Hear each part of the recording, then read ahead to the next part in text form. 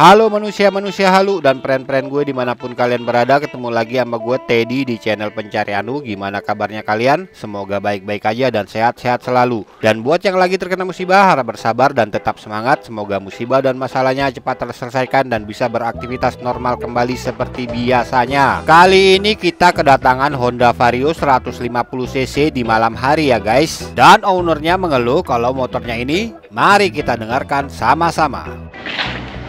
Bayang nggak?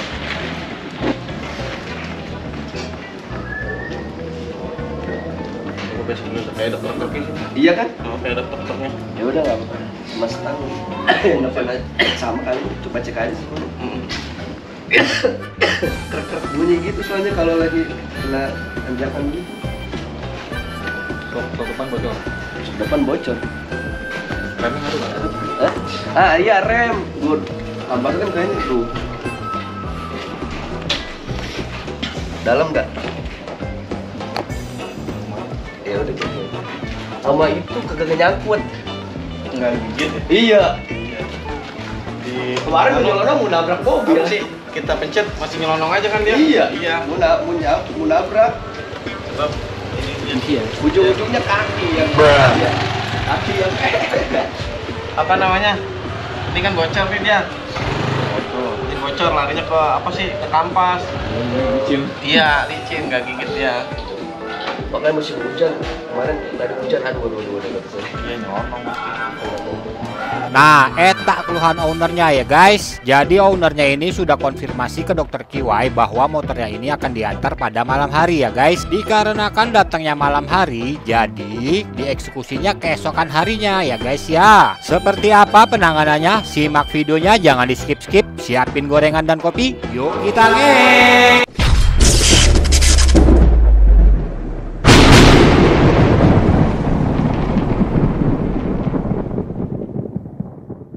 Oke, keesokan harinya langsung aja kita eksekusi guys. Langsung aja kita buka dua baut L bintang di kalipernya ya guys ya. Lanjut lagi kita buka baut pegangan selang remnya ya guys. Kemudian kita buka 4 baut pemersatu bangsa yang membelenggu as shocknya pada bagian segitiganya ya guys ya. Setelah semuanya terlepas, maka kedua shock akan sangat mudah untuk dilepaskan ya adik-adik. Lanjut lagi kita buka dua klip pengunci penutup as shocknya ya adik-adik. Kemudian kita keluarkan pernya, lalu kita buang oli bekasnya ya guys. Dan ternyata oli dari salah satu shock sebenarnya belum lama udah diganti ya adik-adik, dikarenakan warna oli bekas dari salah satu shocknya berbeda ya guys ya. Lanjut lagi kita buka baut yang berada di bawah bottom shock untuk memisahkan bottom shock dan as shocknya ya adik-adik. Berikutnya kita buka seal as debunya dengan cara dicongkel menggunakan obeng. Lalu kita buka klip pengunci seal bottom shocknya juga ya guys. Dan dengan mudah kita bisa congkel seal bottom shocknya juga ya adik-adik. Dan beginilah keadaan sealnya. Salah satunya sudah rungkat ya guys ya. Itulah yang menyebabkan kebocoran pada shocknya ya adik-adik. Oke, kita tinggalkan dulu bagian seal bottom shocknya yang bocor. Pindah posisi ke bagian box filter udaranya. Dan ternyata filter udaranya itu,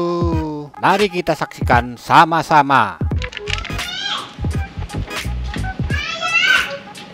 Sih, yang biasa tapi.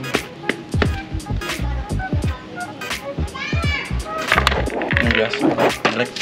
Lanjut lagi ke bagian persivitian duniawinya. Langsung aja kita buka semua baut-baut yang membelenggu bak CVT-nya ya guys. Dan setelah bak CVT-nya sudah terbuka, lanjut lagi kita lepaskan semua part-part yang berada di dalam CVT-nya ya guys. Dan mari sama-sama kita review semuanya. Bak CVT kotor pemakaian dan aman-aman aja ya guys. Kipas puli masih original, kotor pemakaian dan aman-aman aja. Rumah roller dan bos puli masih original, kotor pemakaian dan aman-aman aja. Fan belnya masih original, akan tetapi udah retak-retak, maka kita infokan ke ownernya. Dan ownernya menyetujui kalau fan belnya diganti juga. Tutup rumah roller dan slide piece-nya masih original, kotor pemakaian dan aman-aman aja ya guys. Rollernya pun masih original, kotor pemakaian dan aman-aman aja. Sliding safe, kampas ganda dan persipiti masih original, kotor pemakaian dan aman-aman aja ya guys ya. Langsung aja kita spill part-part pengganti mengganti kerungkatan tersebut ya adik-adik. Fan belt kita ganti original menggunakan Astra Honda motor ya guys. Seal bottom shock kita ganti original Suzuki genuine part. Oli shock kita ganti menggunakan merek FDX. Air radiator ownernya bawa sendiri ya guys menggunakan Max Care Auto. Dan ownernya meminta untuk mengganti kampas rem belakangnya menggunakan kampas rem belakang original Astra Honda motor ya guys ya. Langsung aja tanpa banyak basa-basi dan no bacot kita bersihkan semua part-part shock breaker menggunakan bensin, dimulai dari per shocknya, as dan suling shocknya, beserta bottom shocknya juga ya guys ya. Dan beginilah keadaan part-part shock breakernya setelah dibersihkan. Mantap fit aji.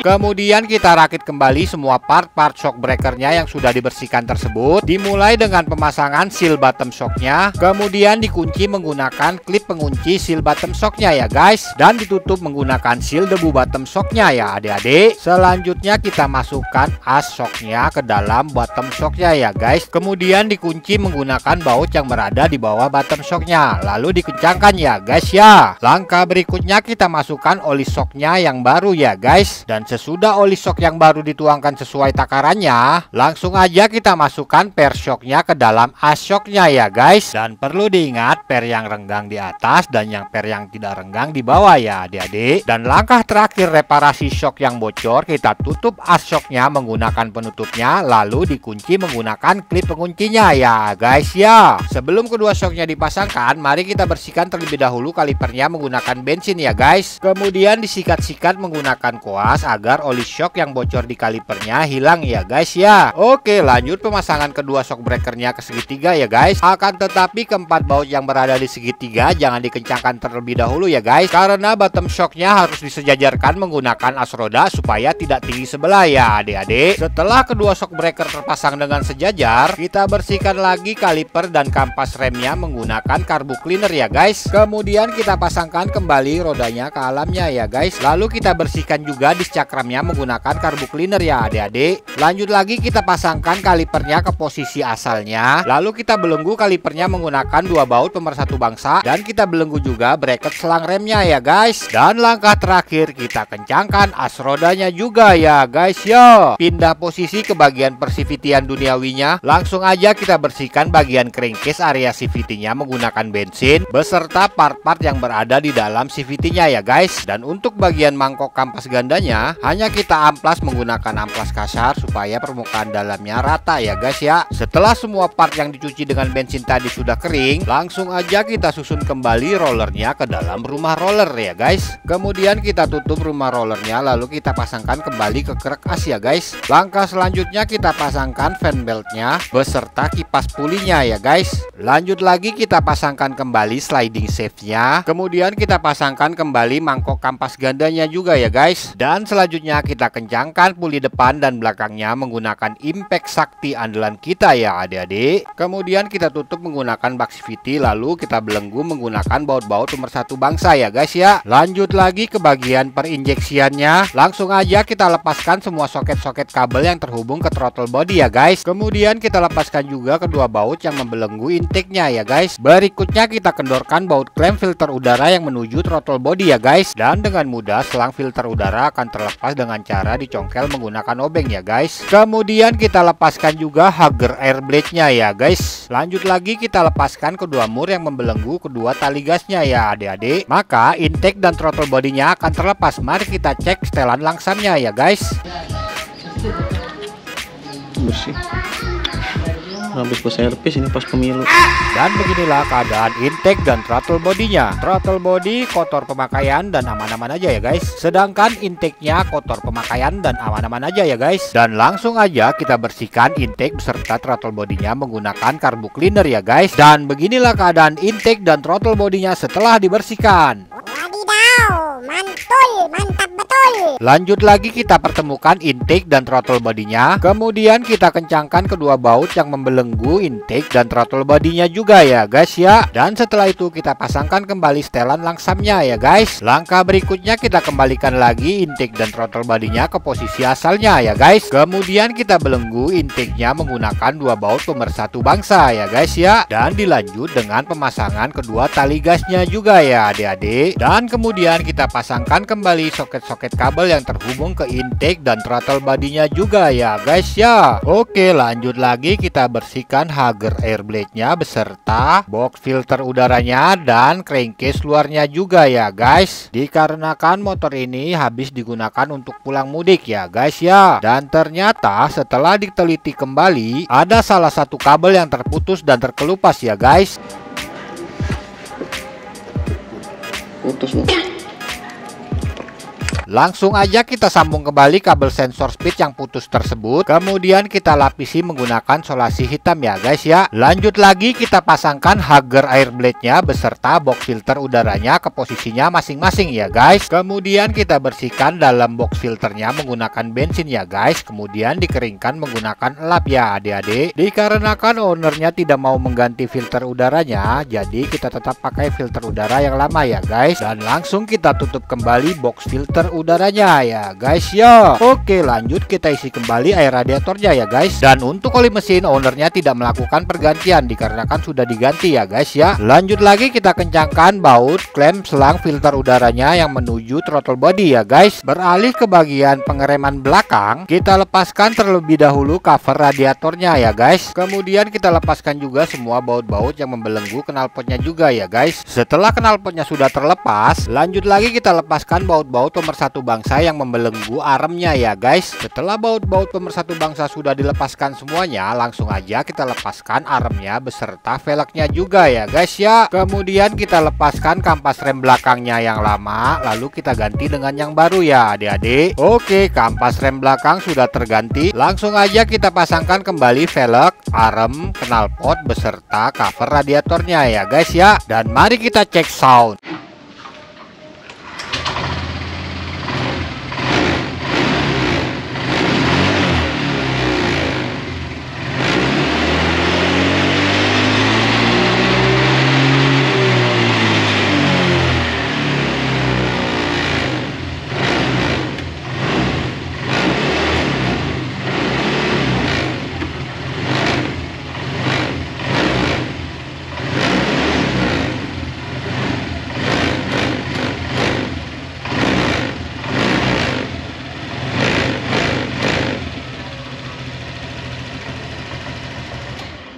Langsung aja kita pasangkan kembali leg shield beserta box yang berada di dalam joknya ya guys ya. Dan lanjut kita test drive.